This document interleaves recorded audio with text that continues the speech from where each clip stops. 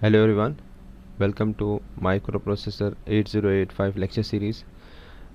In continuing with the interfacing circuit, in the last lecture we did buffers, tri-state devices. Now today we'll start with the decoder. So decoder is also an interfacing circuit which is required in microprocessor systems. First of all, what is a decoder? So decoder, it has in this case what we see, the decoder is 2 to 4 decoder. It has 2 inputs and 4 outputs. So it identifies the input combination and gives the code for that particular, gives the number for that particular combination. Here we have 2 inputs, so with 2 inputs we can have 4 combinations like 0 0. Okay, 1 minute. We can have 4 combinations: 0 0, 0 1, 1 0, 1 1. So when the input is 0 0, this 0 0 actually it is the code for 0, 0 1 is for 1, 1 0 is for 2, 1 1 is for 3.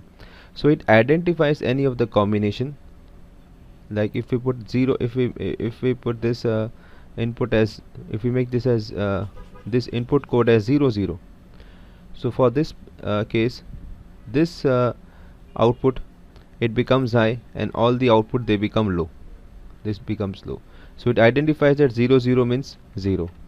And if we make this as 0 1, so this is the least significant, upper is the most significant, then this becomes high and all the output become low. So this is how this particular decoder works.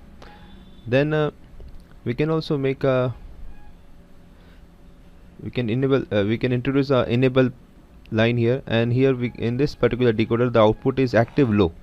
So what does this active low means? Let us assume that this is enabled. So this is 0, it is enabled. It is because this is bubble shows us it is active low. So this is 0. So when we put this 0 0 input, the one which is selected, it becomes low and all the other become high. So this becomes low and all the other become high. So because output is active low, so the one which gets selected becomes low and all the other they become high. Now suppose if we had some LEDs, light emitting diodes, if we would have connected LEDs here at all the four terminals, then for this particular input combination, this LEDs would have glow and this won't glow. So the one which is selected, it becomes low because it is active low. So we can also extend this idea of 2 to 4 to, we can also have a 3 to 8 decoder. Okay, just as it is given in this diagram. Here we have 3 inputs and 8 outputs. So this combination, what this combination is, we have this rule: 2 raised to input equal to output. Okay, this is I. So 2 raised to 3 inputs, here we have 3 inputs, so we have number of outputs are 8. Okay, so this is a relation. So when the input is 0 0 0, this gets selected. If we assume that this enabled, so this gets selected and this becomes low because it is active low. So this becomes 0, this becomes 0 and all the other outputs they become 1 1 1 1. So this is the 3 to 8 decoder. So decoder circuit is used in interfacing circuits of the microprocessor. Is one of the interfacing circuit of the microprocessor because we need to select any one of the memory chip or any of the input output. So for selection purpose, like suppose if we have I'll just give an example here. Suppose we have 8 memory chips or some peripherals are there. We want to select this particular peripheral, whether it is input output or anyone. So what combination will select this particular output is 1 0 1. So when we make this as 1 0 1, this particular gets selected and all the other are not selected. Okay, so this is how it works.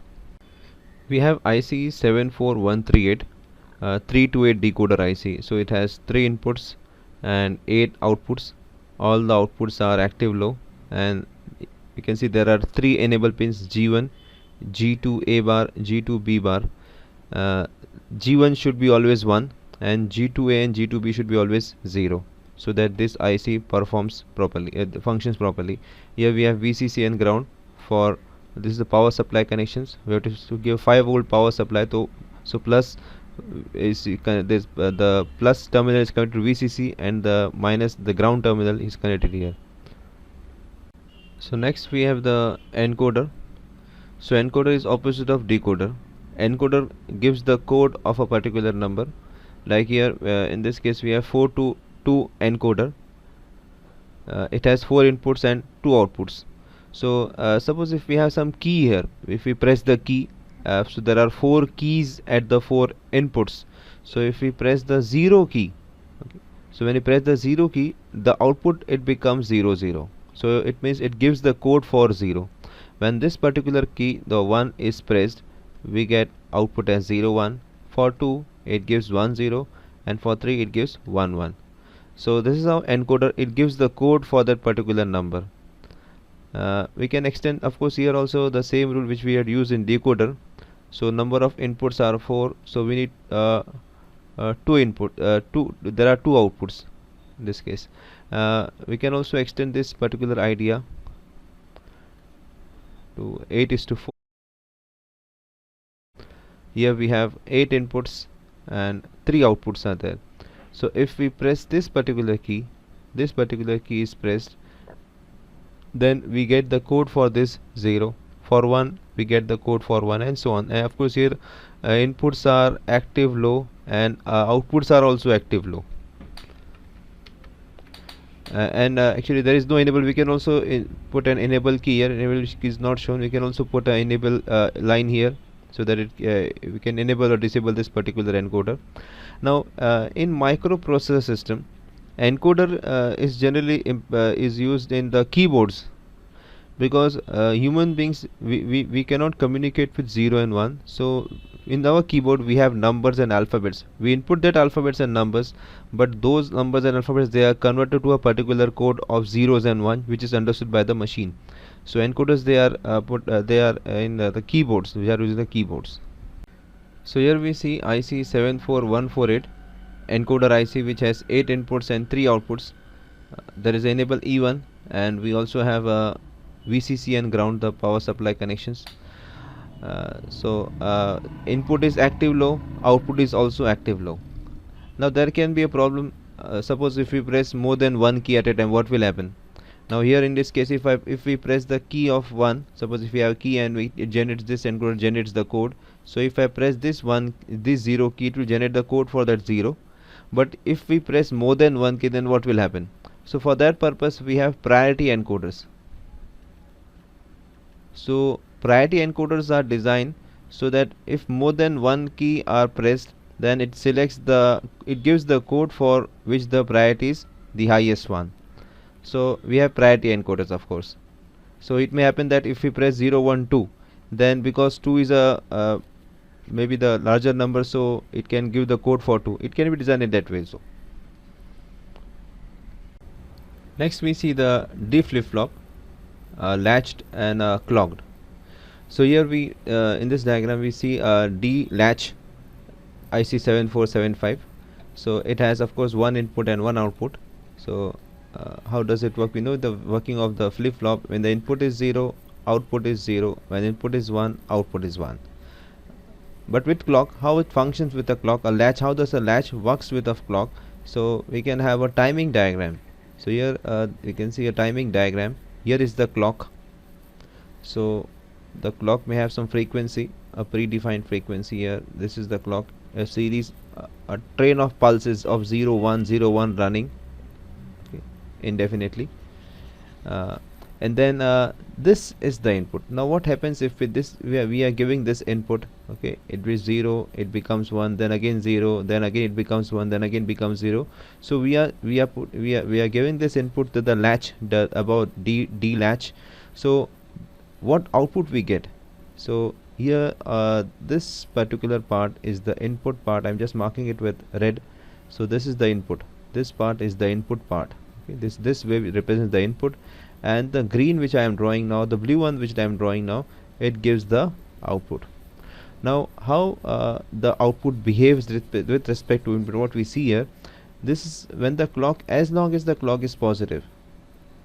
See this one, this is the positive part. As long as the clock is positive, what we observe is that the output changes with respect to input, okay. You can see this, there is a similarity here, this one. So this output, it changes with respect to the input. But when the clock becomes 0 or clock becomes negative, so this one, for this time period you can see the clock has become low. So when the clock becomes low, this input is changing, but output remains in the previous state. We can see here output was 1 when the last clock was at this time output was high, so it remains high for that time period. So when the clock is negative, as long as the clock is low, the output does not respond to the input, and when clock again becomes positive, it responds. So you can see here this one high, then it becomes low, it also becomes low. So this is how a latch works. Now what is the use of latch in microprocessing system? So in microprocessing system, the output, they remain on the bus for a very short time period. So if we have a display system and we want to retain the display, the output reading, and if we are unable to retain the output for a long period, the display will be gone. So to hold the display for longer periods, we need a latch. Okay, so latch holds the output with respect to the clock. Okay, so we can hold the output for a longer period, because on the bus the output remains for a very short time period. Like here in this case, we can hold it, this output was high for a longer period. Okay, this is the use of the latch.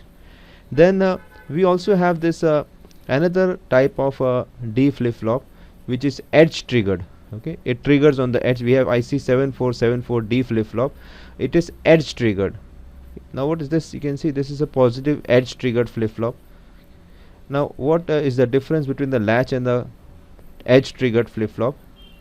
So we can take the same previous clock and the inputs are same. You can see here we have this input, this is the clock. Okay, this is the clock, and here we have the input, the same input we are giving here. So what is the meaning of edge triggering in this case? This flip-flop, it triggers on the positive edge. So positive edge means this one. Okay, you can say I'm marking this is the positive edge. When the clock goes from 0 to 1, this is called the positive edge. So we'll see at this point, at this edge, what is the input. The input is 0, so output remains 0. Output remains 0 until the next positive edge. So next positive edge, this one, going from 0 to high. So at this point we can see our input is high, so it becomes high and remains high until the next positive edge. So next positive edge is not shown. So this is how edge triggered flip-flop works. So we have IC 74373, a D latch, not a D latch, there are actually 8 D latches here, from 3 to 2, 4 to 5 and so on. These are the pin numbers. So there are 8 D latches. We have a enable line.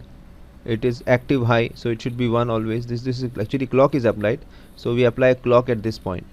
A clock is a series of zeros and ones, continuous zeros and ones, and this is the output control. This output control should be at logic 0. It is like active low. So when the clock is applied and we have this 0, whatever input we give at this ends, we get the output as this ends. So this is how we have the 74373. So we have covered almost all the interfacing devices. Okay, so thanks for watching.